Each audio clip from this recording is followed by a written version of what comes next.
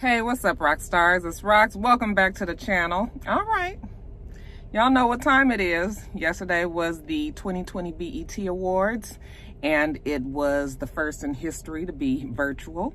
Considering the state of our nation right now, everybody practicing social distancing, we are now doing it over the computer, over the airwaves, and it was cool.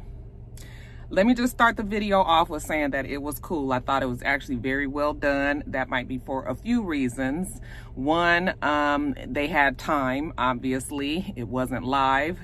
And so they were able to put together the show, edit it seamlessly. CBS may have chipped in on the bill, considering they didn't have to have talent flown in, housed somewhere, fed. They didn't have the budget of making sure that they took care of everybody that was participating in the award show. That probably helped as well, and you can tell that they funneled all this extra money that they had into the actual show, and I was here for it. I still prefer a live audience. I still prefer a live award show, and even though I enjoyed this, I still found myself missing there's a certain type of energy that you get from a live crowd that you just can't get when you're doing things virtually. So that is the part that I missed. And considering, again, the state of the nation, everything, excuse me, had to be socially aware.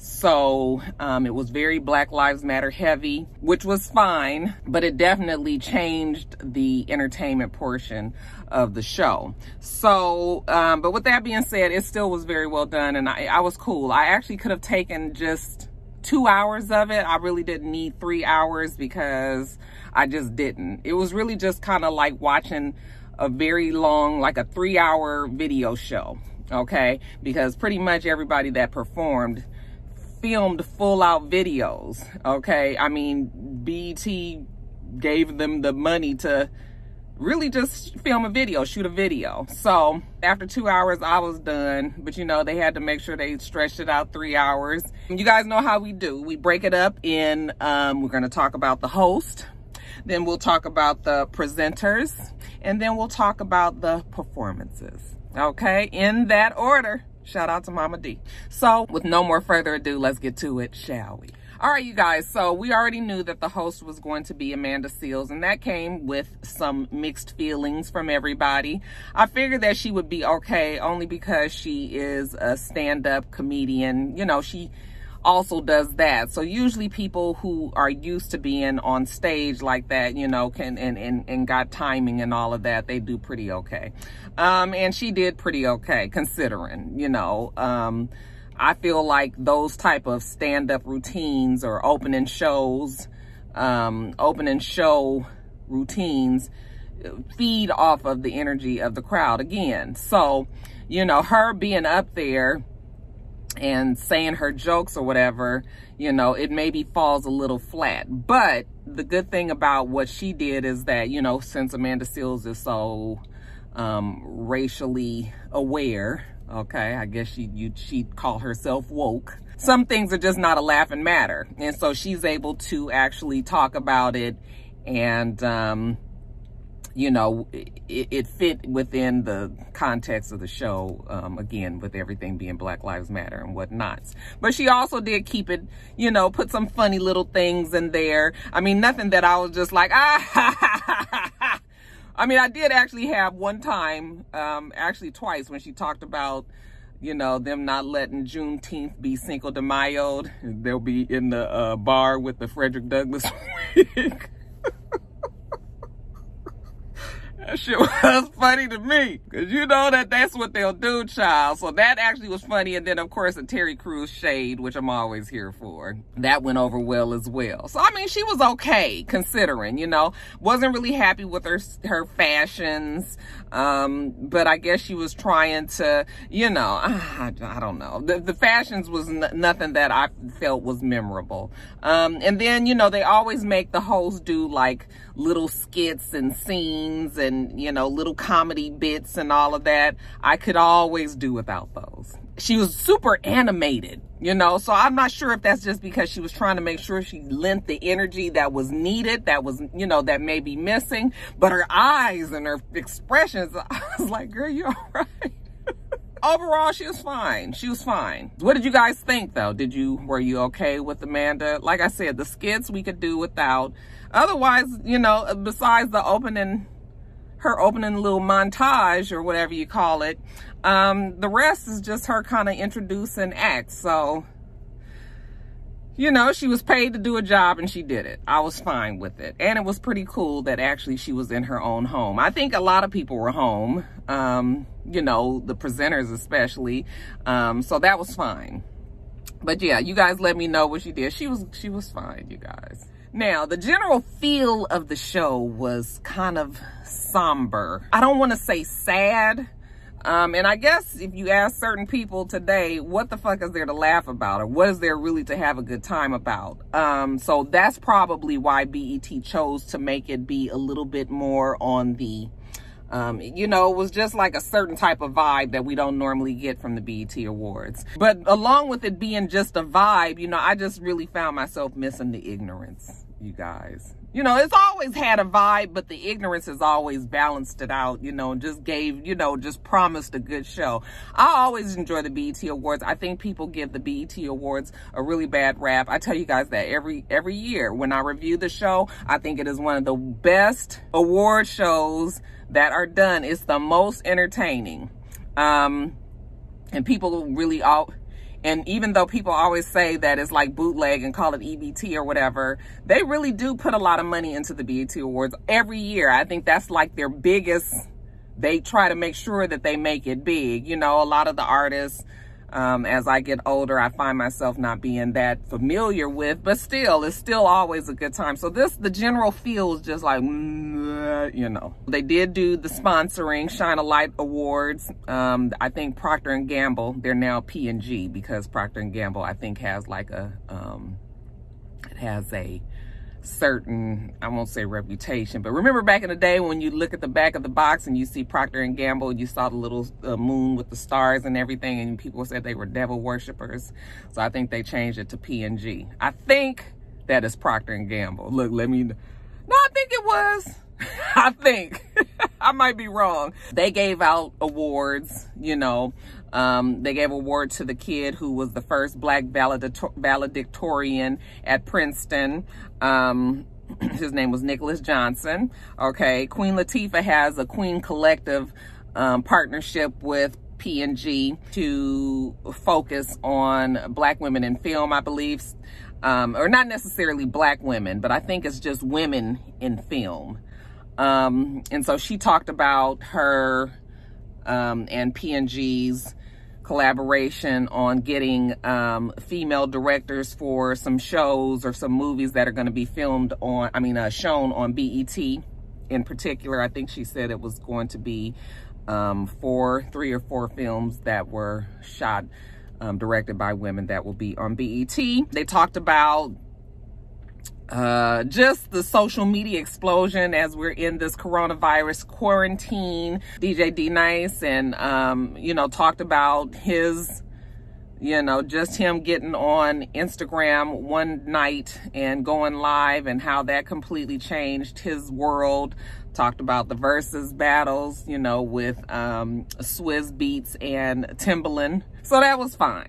Now, let's talk about the presentations of the awards. Every year, I count how many awards they actually give out at the BET Awards, on the air, at the actual show. And this year, I honestly thought that they would give away more awards, considering it was virtual. And it felt like that maybe they could fit more in, because they don't have to worry about trying to get all the people up on the stage and everybody saying they way too long speeches and all of that. But nope, 5 awards. It's a 3-hour simulcast. They gave away 5 awards. Why we can't at least get 10 awards at a damn award show? The only show that's for black entertainment, I believe, that gives out awards, actual awards at the award show is like the NAACP awards. I think NAACP doesn't have like any entertainment. It is strictly awards. Okay, and I guess that's all that's what we gonna have to watch if we want to see some damn awards given to some black people, because honey, BET don't do it. Let's get on started with the awards. So Marsai Martin. You guys, I had no idea that the girl was being dragged, or, you know, trolled, I should say. Not necessarily dragged, because, you know, most people like the girl, like the little girl. Well, not little girl, she's 15. People have been trolling her about her wig.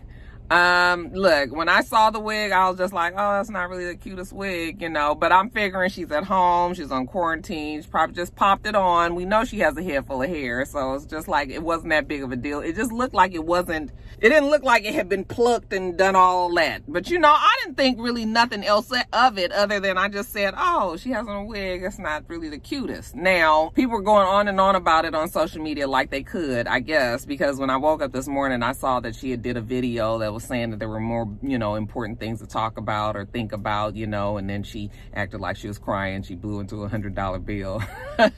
She's fucking a child. I don't know why people are going off on this girl like this. People said she had veneers. I didn't think she had veneers. I actually thought her teeth looked beautiful. And then turns out that she actually had braces, you know. So I was like, you know, people just... whatever. The wig wasn't that cute, but honestly, in the grand scheme of things, it's no big deal. And sis is still very rich. Way more money than me. Shit. So I can't really worry about what Marsai's wigs is looking like right now. But, yeah, so whatever, you guys. Anyway, she presented Best Female Hip Hop Artist, the award for that. And the winner was Meg Thee Stallion, which was not surprising at all. And I love Meg Thee Stallion. I just love that girl, you know, so she was up there. She just looks like she just has fun. Then we had Lizzo. She was the presenter for Video of the Year. Okay. And the winner for that was DJ Khaled for Higher. I guess. DJ Khaled had so much black fucking dye in his beard and his hair. I was just like, it looked like a damn plastic, like, it motherfucker looked like he had like a Ken doll, you know, some sort of extension that he just snapped on there. It was so black. I was just like, it doesn't even look natural. I don't know, men, my male rock stars out there. I know that I always say y'all not really gonna see my gray hairs until I'm like in my 60s. So I get it. Okay, I get it. But that don't look normal. I mean, there ain't a gray curl in there or nothing. He just looked crazy to me. But I was just like, okay. Congratulations to DJ Khaled. Then we had Naomi Campbell. She was the presenter for the Best International Act. And the winner was Burna Boy. And, you know, we love little ding, ding, ding, ding, ding. Burna Boy got up there and told us all to come on back to Africa. Okay, that, you know, we ain't even gonna get recognized till everybody recognizes where it all started, which was Africa. I was like, oh, my African rock stars out there, do you guys want us all to come? Y'all want us all to come back to Africa? I don't know if y'all want us all. We had Dion Cole. He was the presenter for Best Female R&B Pop Artist, and the winner was Lizzo. And then we had John David Washington, who looked like, I was just like, I mean, just a scraggly looking. I was like, okay, John David Washington. He was the presenter for Album of the Year. And the winner was Roddy Ricch, which I felt very much, that was a really good album. We can talk about the special awards that were given out. Okay, we had Donnie Simpson, okay, come up there with the eyes just as squinched as can be. But damn, Donnie Simpson was quite chipper, wasn't he? And Donnie Simpson was there to talk about, okay, so I guess this is the 40th anniversary of the existence of BET.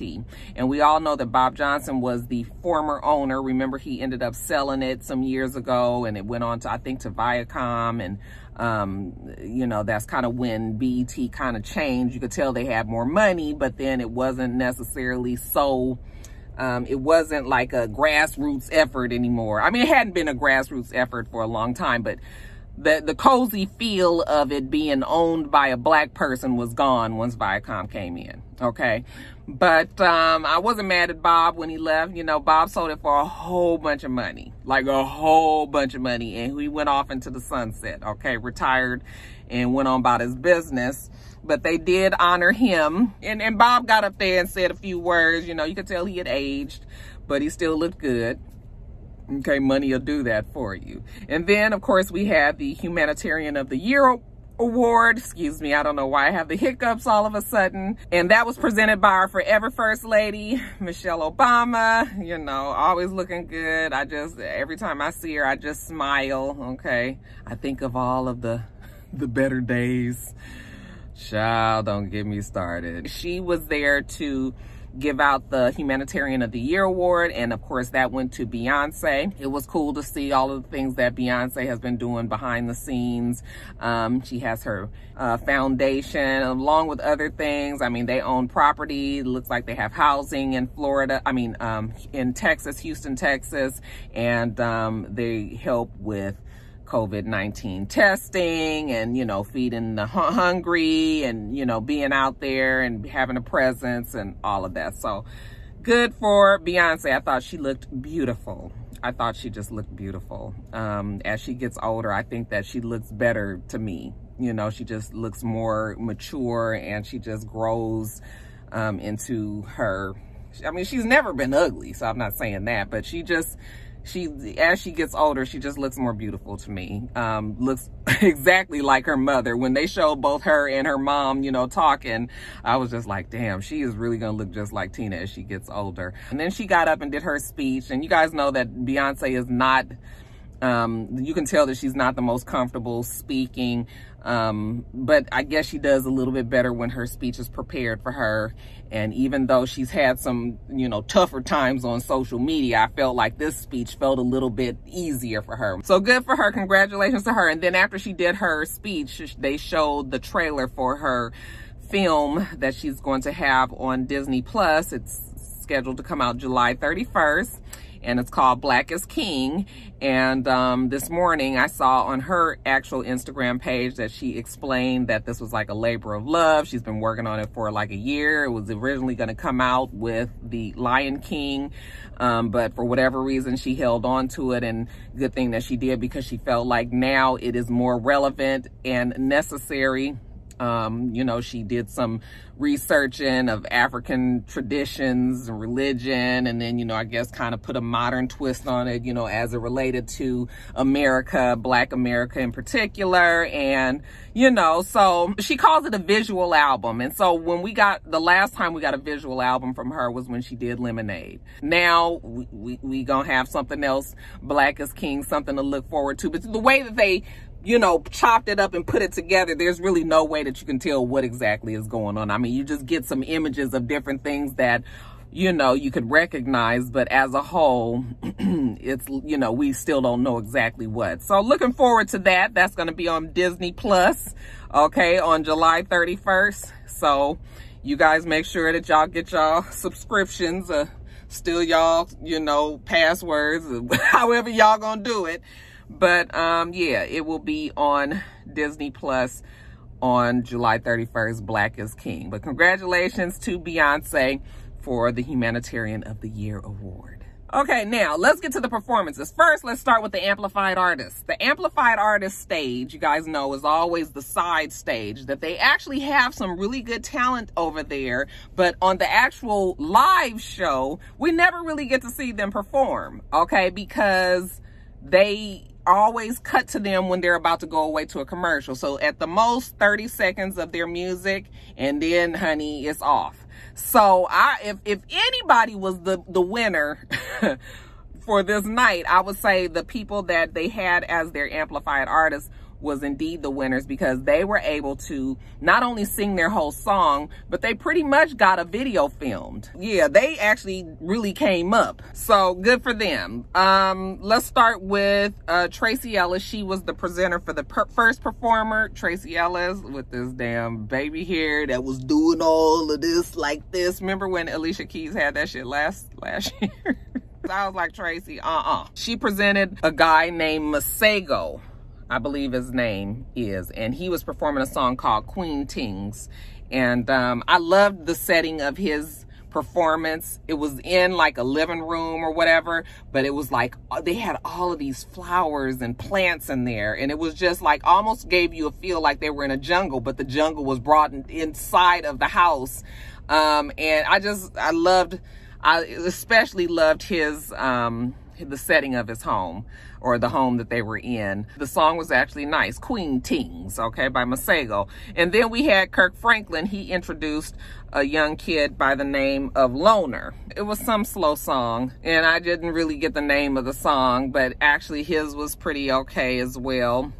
Again, slow. And then we had Jonathan McReynolds. I don't remember who introduced him, but it was another slow song. This song was like a gospel song though. And I especially liked the way that they shot this one as well, because he was in a church and it was like the spotlight was on him, but everything else around him was dark. But at some point the lights shined on the rest of, like, he had like a orchestra, you know, or not an orchestra, but like he had like strings and other people that were playing up in the pews, like up the upper pews at the church, and the lights shined on each individual person. They were, you know, they were separate or far away from each other, but they still performed. I just thought that just the cinematography of it was really becoming, okay? And so I was like, oh, okay. It was nice. And then they had another kid. I actually think Amanda Seals introduced them. They had another kid that performed right after him called Kane Brown. Were they amplified artists? You know what? Maybe they weren't. Child, I'm not sure. I thought they were. But now that I think about it, maybe they weren't. But anyway, I enjoyed both of their performances. Kane Brown's had a little bit of a country tinge to it. It just had a little bit of a country twang to it, but it still was cool. And then let's talk about the performances of the folks that we, you know, that we do know. We had 12 performances. 12, you guys. 5 awards, 12 performances. See what I'm saying? Actually 13 if I'm gonna start at the very, very beginning, because we have to start with the opening of the show, which was Public Enemy, Fight the Power, which is like one of my all-time favorite Public Enemy songs. I know that song backwards and forwards, all the words, all the way through for y'all. I mean, if I had time right now, I would give you a little bit. Did you say you want a song? Just a little bit? Okay. Elvis was a hero to most, but he never meant shit to me because he's straight out racist. The sucker was simple and plain. Motherfuck him and John Wayne. Just gave y'all a little tiny bit. But when the music starts like ding ding ding ding ding ding ding ding ding ding ding ding, that shit be jamming, y'all. Ooh, I tell you, they don't make music like that no more. And then the good thing about it was that they actually had other guest rappers on there. It wasn't just Chuck D and Flavor Flav. They had Black Thought. They had another girl who I was not able to find out who she was, you guys. So who was the girl? They had YG on there. So they had other people that was actually, that they had, you know, wrote out their own rap that pertained to today, of course.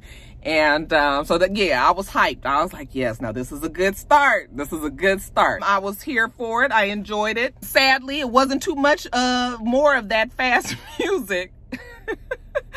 Yeah, it wasn't too much more, you guys. Let's see. The next performer that we had was Roddy Ricch. And oh, you know, I loved all of the songs. So, you know, he did High Fashion. High Fashion, no so do, I'm in a no do, then the dan and the sand, you know, I don't know the words, you guys, but you never say that no more. I'll tell you, that song be jamming though. Then he took it to Shimming soon in the lot, send jump shimming in the side, send on send in the box, innocent sent to the box. Come on, so down, I'ma get lazy. Send up a downstairs, send it on baby. She said a nigga so right that Gotta wipe a nigga nose and the lap jack. What is he talking about in that song, y'all? That should be jamming too. The music was live, which I always appreciate. I like the fact that it was live, but you could still see he filmed it to the video. It was edited very, very well, and it was actually a very good video, like I said. Next, we had John Legend. Okay, he was in some abandoned warehouse again. He walked through the warehouse's trash and things around. It's a big piano sitting in the middle of the room, and he goes and he plays the piano. What I have found is that John Legend has changed his style of singing. He used to have a way crazy vibrato, like crazy, like close to how Candy's is. And I've realized that he's changed that, and it makes him way more tolerable. Actually, the song was nice. You know, it was a slow song. And then he had singers, like background singers, maybe about 6 or 7 or 8 of them. Maybe about 6. And they sounded good. They looked good. It was shot black and white. It was all very, you know, the spotlight, you know, you could see kind of the dust particles going through there and all of that. But that was cool. I don't know what the name of the song is. I think something like We Will Never Break. And, you know, you can now obviously know that that's related to what's going on in the world today. Okay, next we had D Smoke and Sir. Okay, opened with a contortionist. You know, these two are brothers. D Smoke was the winner on Rap and, what's it called? Rhyme and Flow. Yeah, Rhyme and Flow, I believe. That was the Netflix show. He happened to win the challenge, and he also happened to be the brother of Sir, who was already an established artist, worked under Kendrick Lamar and all of that. Very talented family. They performed together. I was looking at that D Smoke. I was like, child, I ain't never realized he was cute, child. He kind of got like that real, you know, I can't even explain. Me and my friend used to call him Sue's. Like, ooh, girl, he's a Sue. Like, when you see him, you be like, Sue. That's kind of how D Smoke is. I think that I've always been thrown off because you guys know that I'm not a fan of men with locks or braids or any of that. So whenever I see a man that has like a whole bunch of hair like that, like it automatically, I don't really even pay attention to their face. But I got a good look at that old smooth ass dark skin. I was like, ooh, okay, D Smoke. But him and Sir performed together. Good stuff. I don't know the name of the song. Maybe We Need to Let Go. Maybe because that's what they kept on saying. And again, the music was live. Actually had Mom back there singing in the background, and her name was Jackie Boucher. And I was like, okay, some of my pally peeps from back in the day, we went to school with a girl named Jackie Boucher. I was like, is that the same Jackie Boucher? I was like, no, it can't be the same Jackie Boucher. But you know what? It could possibly be. But I was like, no, Jackie didn't sing. But, you know, it was just, child, it was just interesting. I was just like, I wonder if that's the same. It probably ain't. But it's coincidence that they have like the same name. Then we had Meg the Stallion. She gave it to us in a dessert.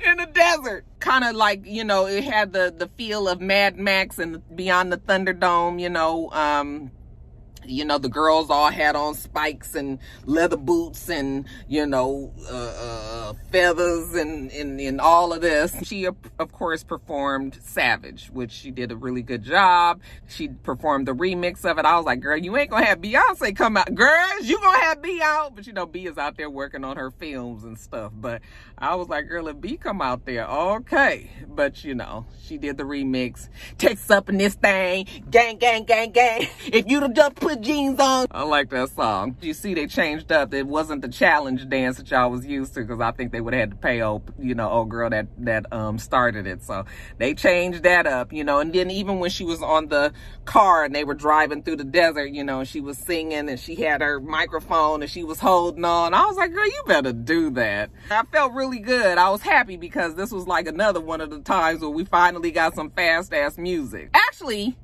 she started with Girls in the Hood, which is her next release song that she has now, and it's to the music of Boys in the Hood. Okay, so that's what she actually opened on, Girls in the Hood, and then she went on into Savage and closed it on out there. But she did a great job. Then we had DaBaby. Okay, DaBaby performed Rockstar. Hey, rock stars out there, how y'all doing? And that's a song that he has with Roddy Ricch. I also like the fact that DaBaby, his videos to me are very creative. And, you know, this video actually caught your attention because the way that it opened, or his performance, I should say, the way that it opened, it was that he was on the ground in the very same position that George Floyd was in. And you know, you could see him, he was rapping, he was looking at the camera. The police had his knee on his neck, but they never panned up even high enough for you to see. You just basically could see his head and the knee on his neck. And, that's how it opened. Actually, it was risky because, you know, I don't know if people are able to all the time take an artistic approach to something so fresh to us, but I actually thought that it was okay because obviously there was a message there. So we did get that. And then we saw when Roddy Ricch came in and they performed together. It was actually touching. I thought it was very well done.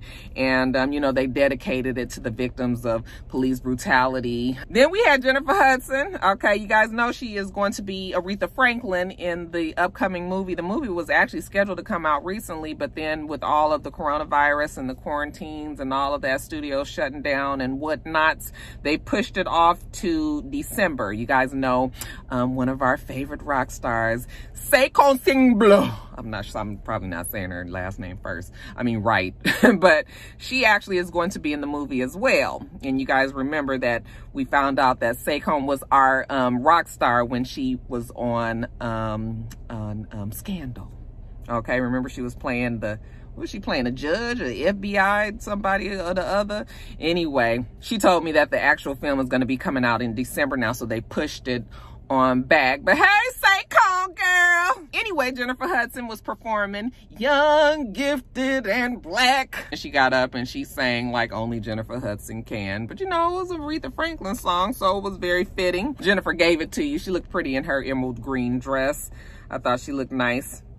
Then we had Anderson .Paak and J-Rock. They did a song called Lockdown. Not familiar with the song, but you know, and then I think I must have looked away, and then I looked up and I was like, why he got a black eye? He was bleeding and shit. I was like, maybe it was part of the, you know, I mean, they were talking about, I think, police brutality, so maybe he had then got fucked up in the song some kind of way, and I had missed it. But then I was like, oh, when I finally looked up at the end and he had a big shiner and it was bleeding. Confused. We had Lil Wayne. He performed some song that he made for Kobe Bryant. It was like the dedication for Kobe Bryant. And still can't believe that Kobe and his daughter Gigi are gone. So every time I see them on screen and things, it just makes me sad. So the song was faster. You know, I mean, it wasn't a super slow song, but it wasn't like, I mean, it's about Kobe Bryant and Gigi, so it wasn't something that you'd be like, hey, you know, it wasn't one of those, but it was fine. Then we had Alicia Keys. She's performed some song, maybe called Perfect Way to Die. Look, Alicia almost looked like her old self. I said, okay, Alicia, you taking it back to the drawing board? She had her little braids in. Okay, she had her leather jacket on. It looked like she had like maybe a little bustier on. Had on makeup. I mean, she still wears makeup, but she was like, you could see she was made up. She looked very pretty. And actually, the song didn't even get on my nerves. Okay, it wasn't really her yelling and screaming and everything. I was just like, okay, Alicia, I might have to listen to this because I think she got an album coming out. I thought she did very well. And then, you guys, we had Chloe and Halle, who those girls also, I love those girls, super talented. Finally coming out of the shadow of being a Beyonce artist and really coming into their own. Their voices are beautiful. They sound good. They look good. They came and performed, and their new album is really good. Like, it's really, really good. So they had it on 2 different stages. Okay, the first half they performed Forgive Me, and I can't even think of the song. I'm gonna sing it for you because all of the songs on the show, I can't even sing it for you because everybody sang new shit I didn't even know. I can't think of it, but they had on Black, like patent leather on one part, and then the second part of the performance they did, you know, oop, oop, da da da da da da, oop, oop, and they did really well. People said that it gave them TLC vibes. I don't know if I was feeling TLC. I mean, I guess I could see where they were saying it when they had on white, because on one side they had on white and the other side they had on black, but then they, you know, did a little jig, a little dance together. It was really, really cute. So I enjoyed them. That one though, you know, the thicker one, child, I was like, girl, you was giving it to us, ain't you? Maybe she, child, the other one is a little bit more docile with it, honey. That other one, honey, she be doing all that moving, them hips just to be going, child. Then, next we had Summer Walker and Usher. I did not recognize Summer Walker. Y'all done stressed that girl out so bad, I had her go and change her face up. Somebody said she got a nose job, but even just her, it's not just her nose, her whole face looked different to me. I didn't even know. I mean, I knew the song, so that's the only reason why I knew that was Summer Walker. I should have known better. Somebody did done as I did all the time, but you make me come through. Quarter of it too, just to put it down on you. Hey, is that gonna be there? Gonna won't sell. Go to wake it down with you. And then here come Usher. What's bad is you're the one that hooked us up, knowing it should have been you. I had to give y'all a little tenor on that, y'all. That shit is getting it too high. But anyway, it actually was cool, okay? But like I said, didn't recognize the girl. She didn't look bad. She just looked different. And then we had to close it out with gospel, because we always got to take it on home to Jesus. And it was Karen Clark, Sheard, and her daughter Kiera. And I mean, what can you say about that? They always bring it on to home. Had a full church gear going. That Karen had on so many clothes, and her hat and her hair and everything. I mean, they was giving you for real second Sunday service. They did very, very well. And that was it. That closed out the 2020 BET Awards. You guys let me know what you thought about it. You're good, you're bad, you're ugly. Okay? Y'all gonna put all of that down in the comments below. All right, you guys, so that is it. Let me get off of here. I'm gonna post this up. I'm gonna do Married to Medicine, and then The Shy will be up tomorrow, because I don't think I'm gonna have the energy. I haven't even watched The Shy, so I can't even do it today.